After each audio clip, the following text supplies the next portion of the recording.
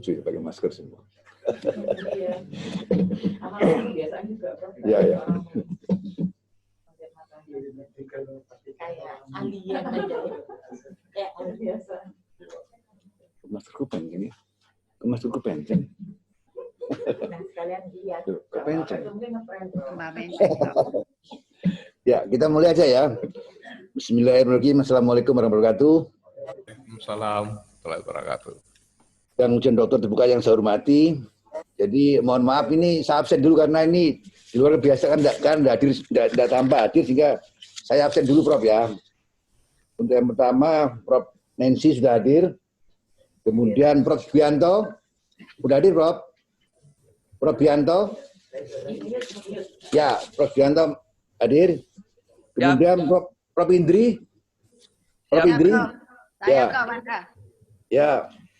Prof Puji dari FKH. Ya. Hadir. Oke, ya. Prof Cita di belakang saya. Kemudian Prof Irawan Yusuf. Hadir. Ya. Datang Prof. Terima kasih kehadirannya dan kesertaannya. Dr. Joni Wahyudi. Hadir. Terima kasih. Dr. Hamzah di belakang saya. Dr. Asra di belakang juga. Prof Kedut. Hadir.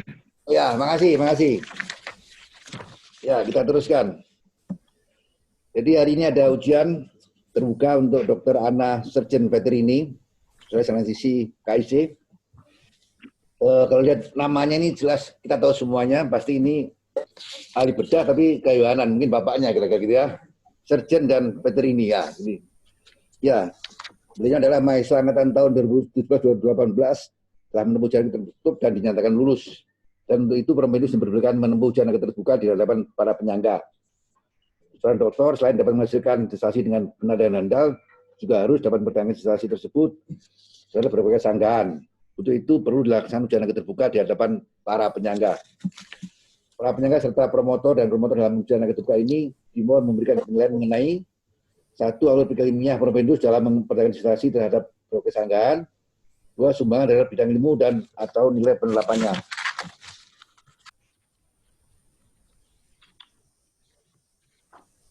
Ini tidak ada undangan akademik, jadi kita langsung aja. Penilaian panitia ujian dokter terbuka ini akan dijadikan dasar penetapan predikat dokter, yaitu predikat memuaskan bila nilainya akhirnya 3,00 sampai 3,40.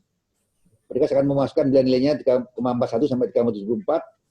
Predikat dengan ujian atau cum laude dan nilainya 3,75 sampai 400. Khusus untuk predikat dengan pujian atau sesuai dengan Pedoman Pendidikan Universitas Airlangga tahun 2017-2018 dengan masa studi tidak lebih dari 4 tahun dan telah accepted 1 jurnal internasional atau 2 jurnal nasional terorganisasi dikti Sinta 1 sebagai penulis utama. Tanpa mengurangi hak para penyangga dan tanpa mengurangi hak para penyangga, jadi maka sesuai sedang ini tidak menjadi ajang diskusi mengenai materi dan analisis statistik disertasi yang telah diputuskan dan disetujui oleh panitia ujian akhir tertutup. Karena banyak penanya yang ingin menggunakan kesempatan ini, maka saya mohon kesediaan saudara penanya, para penyangga, untuk membatasi waktu dan jumlah pertanyaan. Jadi maksimal 2 pertanyaan, sehingga dalamnya semua penanya mendapat kesempatan. Jadi mohon pertanyaannya singkat-singkat aja dan cukup 2 pertanyaan, tidak boleh lebih. Ini sudah hadir di sini Dr. Anna ya. Ini saya tanyakan pada beliaunya ini, apakah hari ini Dr. Anna dari Universitas Al-Fiat dan apakah berdasarkan ujian Kesehatan ya. Satu arsipnya.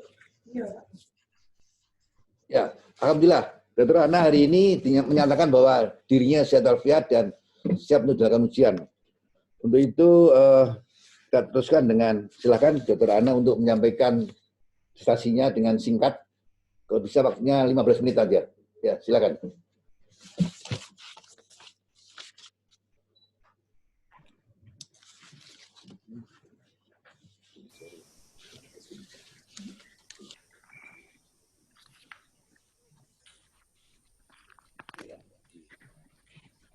Silakan.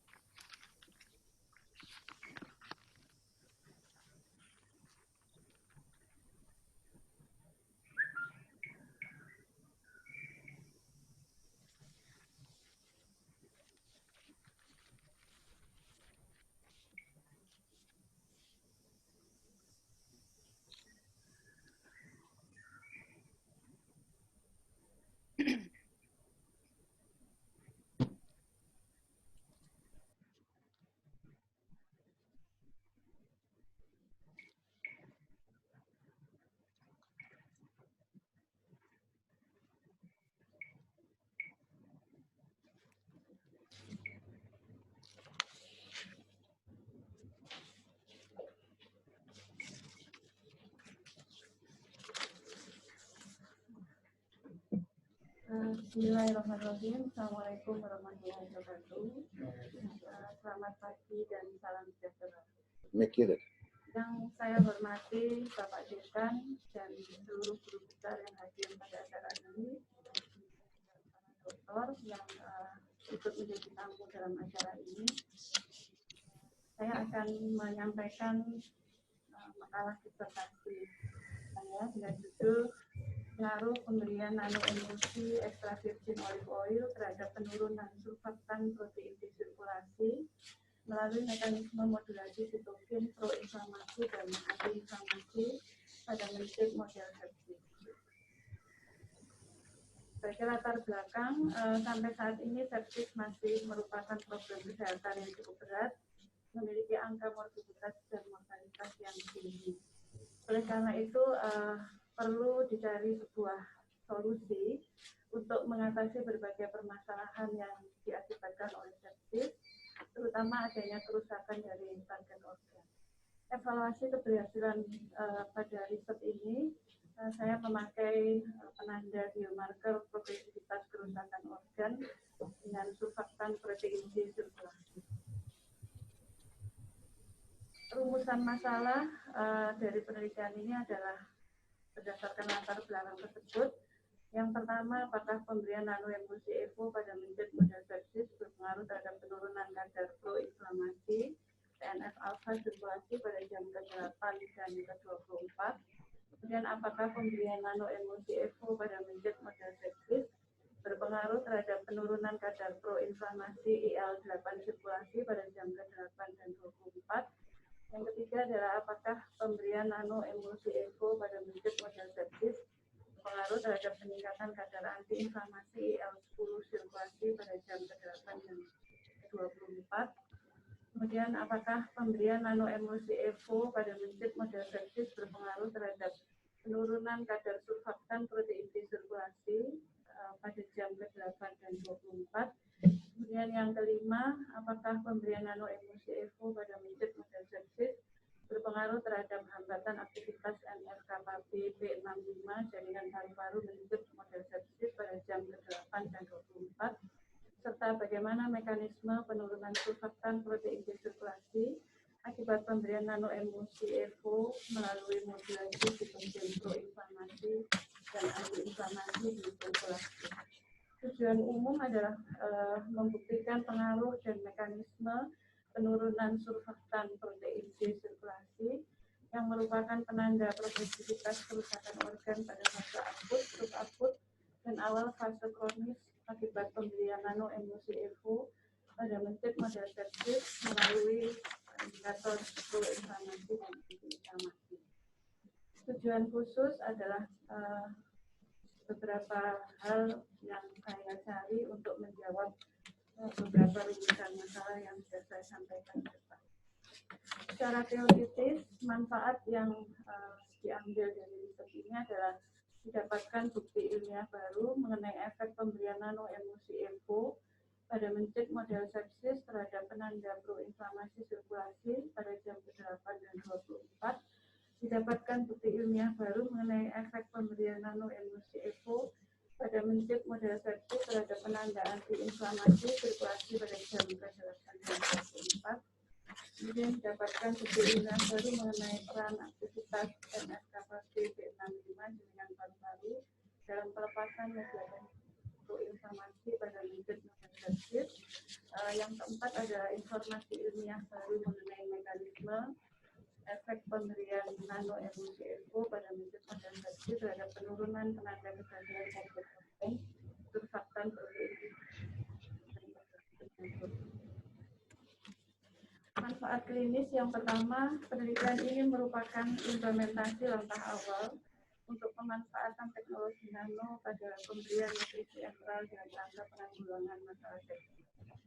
Kemudian pemberian nutrisi enteral dengan kandungan nanoemulsi EVO pada kondisi mencit model sepsis merupakan terobosan pemberian nutrisi dengan konsep pendekatan fisiologi.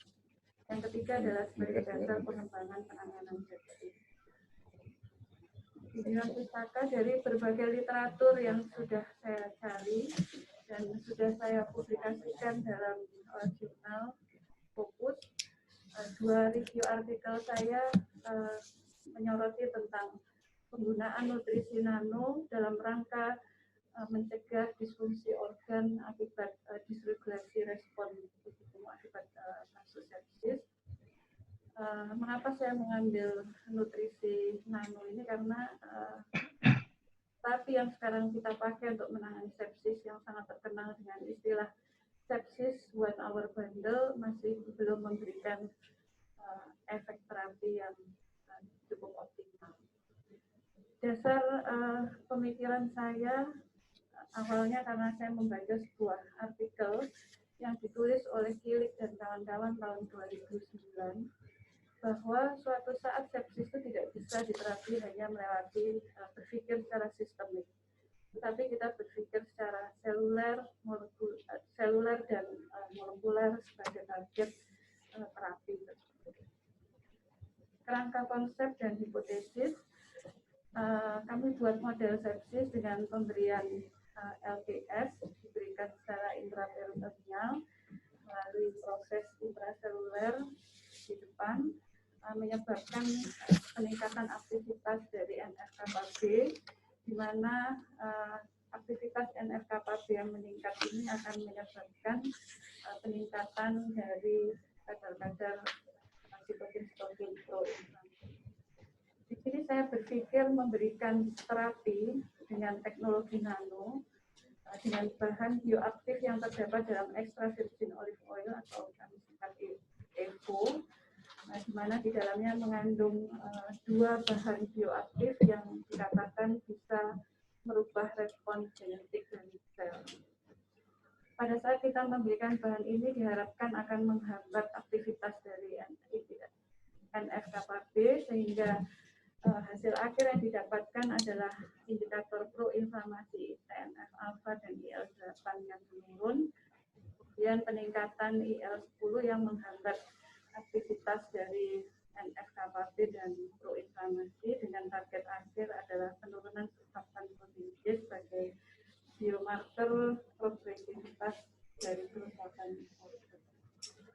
Hipotesis yang pertama adalah pemberian nanoemulsi EVO berpengaruh terhadap penurunan kadar proinflamasi atau TNF-alpha, sirkulasi kelompok mencit model sepsis pada jam ke-8 dan 24.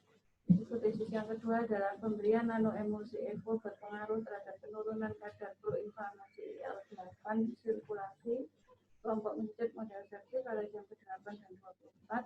Pemberian nanoemulsi EVO berpengaruh terhadap peningkatan kadar antiinflamasi IL-10 sirkulasi kelompok mencit model sepsis pada jam ke-8 dan 24. Kemudian pemberian nanoemulsi EVO berpengaruh terhadap hambatan aktivitas NF-kappa B P65 jaringan paru-paru mencit model sepsis pada jam ke-8 dan 24.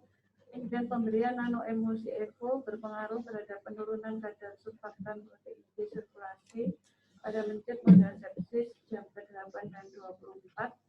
Dan pemberian nanoemulsi EVO berpengaruh terhadap mekanisme penurunan surfaktan protein G melalui modulasi sitokin proinflamasi dan antiinflamasi.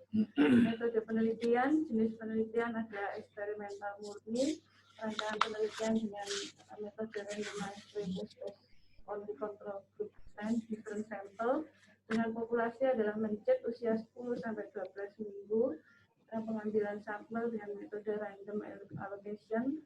Besar sampel setiap kelompok adalah 10 mencit jantan.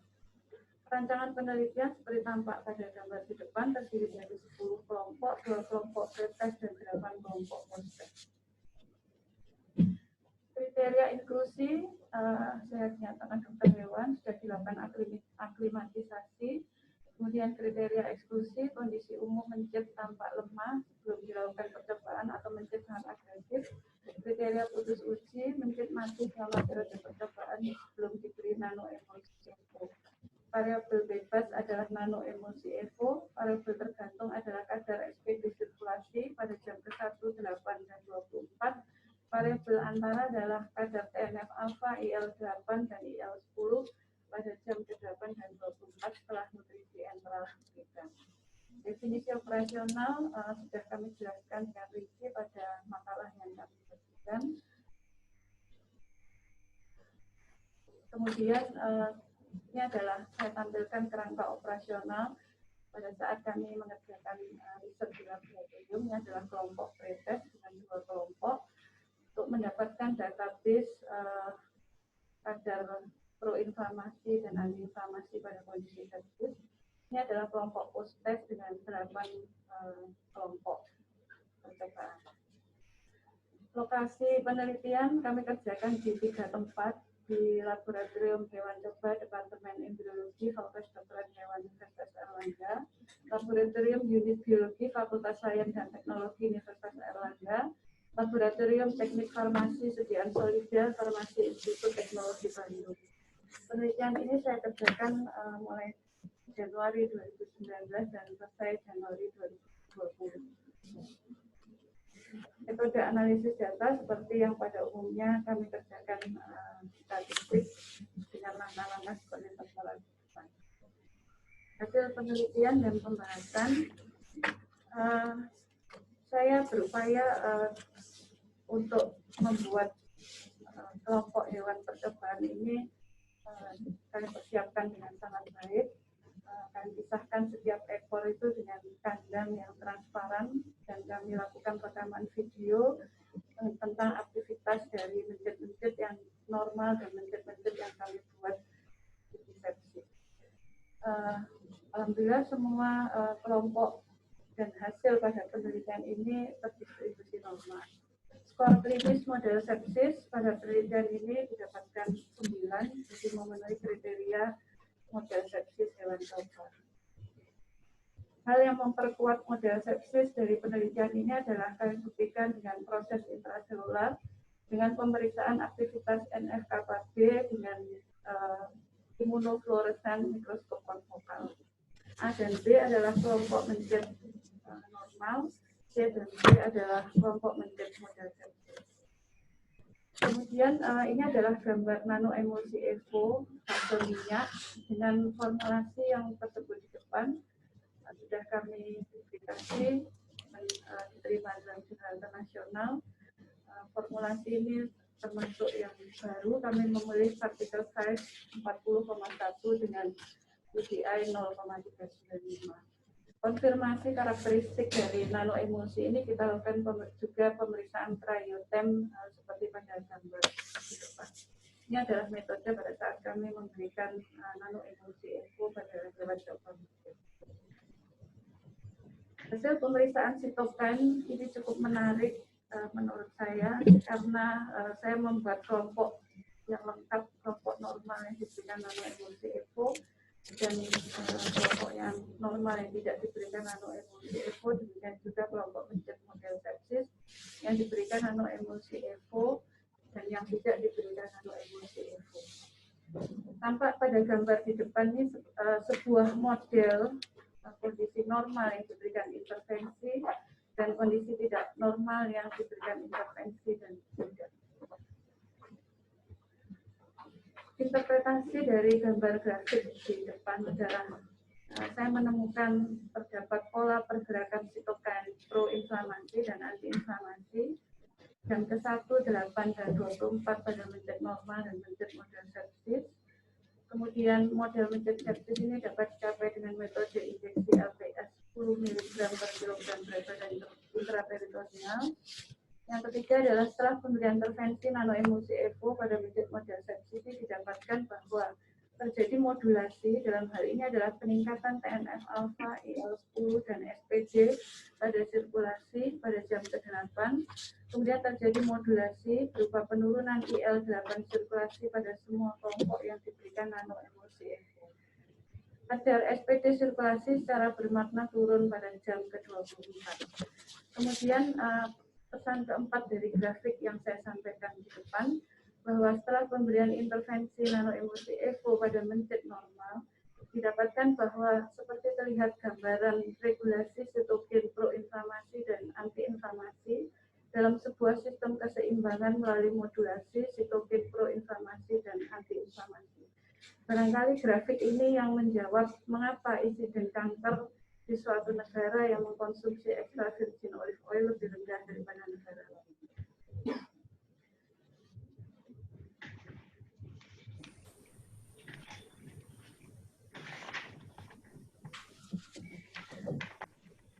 adalah analisis jalur dari riset yang kami lakukan pada jam ke-8. Nano emulsi EVO ini dapat menghambat aktivitas dari NF-kappa BP65 yang kami lakukan dengan metode intensitas dan imunorasio. Kemudian pada jam ke-8 ini memang belum tampak penurunan yang bermakna dari surfaktan seperti ini pemberian nano emulsi EVO. Tapi pada jam ke-24 tampak bahwa kadar SPD sirkulasi turun secara bermakna setelah diberikan nano emulsi EVO melalui jalur hambatan aktivitas NF-kappa BP65, kemudian modulasi peningkatan kadar IL-10 dan penurunan dari IL-8 di sirkulasi. Bagaimana absorpsi partikel nano itu dapat masuk pada kondisi sepsis? Sudah banyak literatur yang menulis bahwa saat ini peran partikel size itu sangat berperan penting pada proses absorpsi ke dalam intrasel without aid, jadi tanpa bantuan energi dari luar.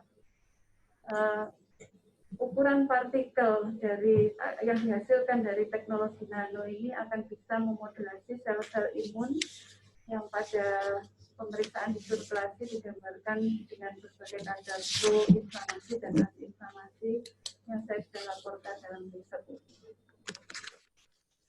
Kemudian bagaimana sebenarnya teknologi nano itu dapat berinteraksi dengan sistem imun itu melalui berbagai cara. Di antaranya adalah melalui jalur polarisasi makrofag, kemudian reprogramming makrofag, kemudian sistem komplement dan sel dendritik. Ini disampaikan oleh Buraski pada tahun 2017 dan pada riset saya itu hasilnya sangat linear dengan teori yang disampaikan oleh Buraski pada tahun 2000. Temuan baru dari riset ini adalah pemberian nano emulsi melalui jalur enteral pada mencet model sepsis terbukti dapat terabsorpsi dengan baik. Dilihat dari perubahan kadar IL-8 yang mulai memberikan efek pada jam ke-8 dan memberikan efek maksimal pada jam ke-24. Kemudian pemberian nano emulsi EVO melalui jalur enteral pada mencet model sepsis terbukti mempengaruhi kadar SPD sirkulasi pada jam ke-24. Kemudian yang ketiga, waktu pemberian nano emulsi EVO melalui jalur enteral sedini mungkin. Pada riset ini kami lakukan 1 jam pasca LPS, terbukti berpengaruh terhadap kadar SPD sirkulasi. Karena hasil ini, saya mencoba membuat konsep temuan baru. Kami gambarkan dalam sebuah skema berikut ini. Dari hasil riset ini, maka saya menemukan konsep pemberian nutrisi berdasarkan waktu, bahwa nutrisi yang diberikan sedini mungkin itu memberikan efek baik pada sistem modulasi sistem imun. Formulasi pembuatan nano emulsi EVO untuk pemberian oral ini betul-betul yang hal baru juga dan sudah kami publikasi. Kemudian mekanisme penurunan SPD sirkulasi akibat pemberian nano emulsi EVO melalui hambatan jalur IL-8. Keterbatasan penelitian ini hanya dilakukan dalam waktu 24 jam.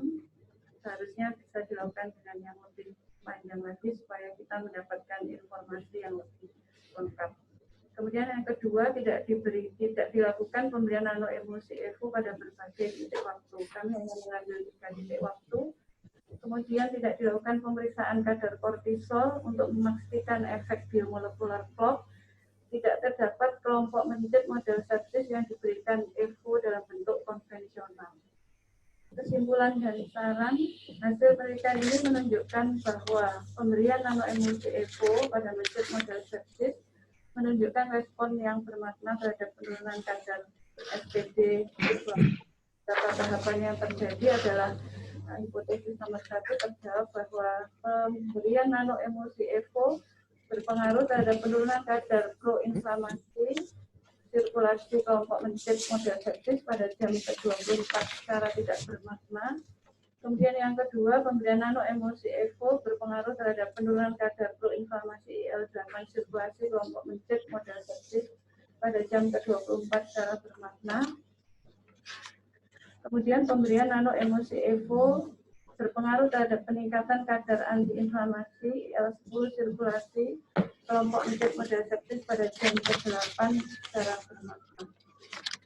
Pemberian nano emosi EVO berpengaruh terhadap hambatan aktivitas NF-kappa BP65 jaringan paru-paru mencit model sepsis pada jam ke-24 secara bermakna. Pemberian nano emosi EVO berpengaruh terhadap penurunan kadar surfaktan protein D sirkulasi pada mencit model sepsis pada jam ke-24 secara bermakna. Pemberian nano emosi berpengaruh terhadap mekanisme penurunan SPD sirkulasi melalui modulasi sitokin proinflamasi dan antiinflamasi dapat dibuktikan melalui penelitian ini secara bermakna. Nano emosi berpengaruh terhadap penurunan SPD sirkulasi melalui tahapan modulasi aktivitas NF-kappa BP65 jaringan paru-paru, modulasi TNF-alpha sirkulasi, modulasi IL-10 sirkulasi, hambatan pelepasan IL-8 sirkulasi yang pada akhirnya akan menurunkan kadar SPD sirkulasi. Saran penelitian ini mungkin disarankan untuk dilakukan pada waktu yang lebih panjang. Kemudian pemeriksaan target kerusakan organ dengan pemeriksaan histologi pada organ-organ lain untuk memperkuat biomarker SPD ini, misalnya ginjal, dan usus. Kemudian pemeriksaan PMN atau eosinofil basofil atau mononuklear limfosit untuk melihat apakah dengan pemberian nano emosi EVO ini sebenarnya mempercepat fase mononuklear dan untuk melihat hambatan neutrofil di sirkulasi. Pemeriksaan T-regulator untuk melihat peran T-regulator akibat pemberian nano emosi EVO, pemeriksaan bahan aktif EVO pada serum, urin, dan feses untuk mengetahui absorpsi dan ekskresi bahan aktif tersebut dalam tubuh. Perlu diteliti lebih lanjut mengenai proses clearance dari SPD sirkulasi ini pada masa akut, subakut, dan awal dari fase kronis. Kemudian penelitian lanjutan membandingkan pengaruh nano emosi EVO pada kelompok model hewan jenis kelamin jantan dan betina untuk melihat apakah ada pengaruh hormonal pada penelitian ini. Kemudian pemeriksaan hormon kortisol antar kelompok agar diketahui perubahan sitokin akibat molekular clock pada mencit model sepsis. Dilakukan pemeriksaan fatty acid binding protein serum untuk mengetahui dan memperjelas proses masuknya nano emosi ke dalam sel. Terima kasih. Ini adalah, saya selalu menampilkan gambar ini sejak saya ujian. Jadi gambar ini dikirimkan oleh salah satu pembimbing saya, Profesor di Melbourne, yang selalu menyemangati pada saat saya disertasi bahwa tidak ada riset yang jelek, tidak ada riset yang gagal, yang ada kita belum menemukan pintu yang ke-10.000 yang mungkin akan bekerja. Terima kasih. Waalaikumsalam warahmatullahi wabarakatuh. Terima kasih Dr. Ana telah menyampaikan ringkasan disertasinya dengan cukup lancar dan baik dan jelas juga sebetulnya. Tapi karena ini ujian maka perlu ada penyanggaan. Jadi untuk yang pertama kita pisahkan pada promotor yaitu Profesor